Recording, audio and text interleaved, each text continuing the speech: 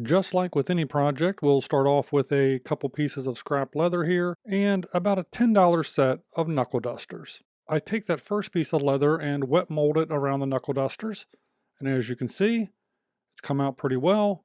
We'll let that dry overnight. Once the leather's dried, we have a very nice pattern for the outside shell of our case. All I have to do now is match it up with the back panel and figure out exactly how I want the design to come together. So this is the basic shape that I came up with. Go with something like this, and then the flap will fold over there in the back. And we'll clean that up. Let's see how that works.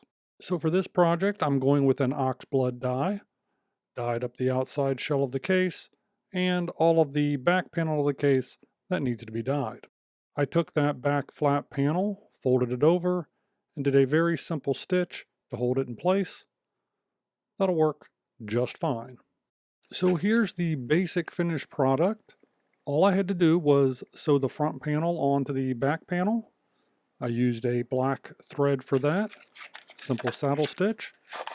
You can see how the knuckle dusters come out of there.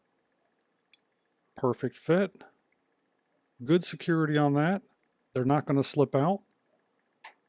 I think that's going to work very nicely. We'll slip these back into place.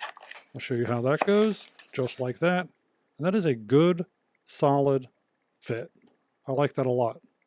You can see how I finished up that fold over strap. Used some gum trag on that. At the end of each one of those stitch lines, I used a copper rivet. I'm not real happy with the way that those turned out, but that's not the rivet's fault. That's my fault for not having the proper cutters to cut off the ends of those rivets. But I have since ordered some, so hopefully the next time around that'll turn out a lot better. So overall, it's got a very nice clean look. I think it came together perfectly. Except I'm not real happy about this, this side of the case. So I am going to go and cut that off, and I'll be right back.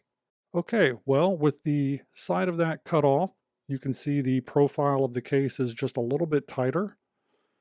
Everything looks really good and crisp now. I like the profile on that a lot better. I did not like that big, wide, extra section of leather there. I didn't like the profile on that at all. And there you go. There's a very simple case for a set of knuckle dusters. You never know what you're going to want to have on you as the world continues to descend into chaos. So, hey, better safe than sorry.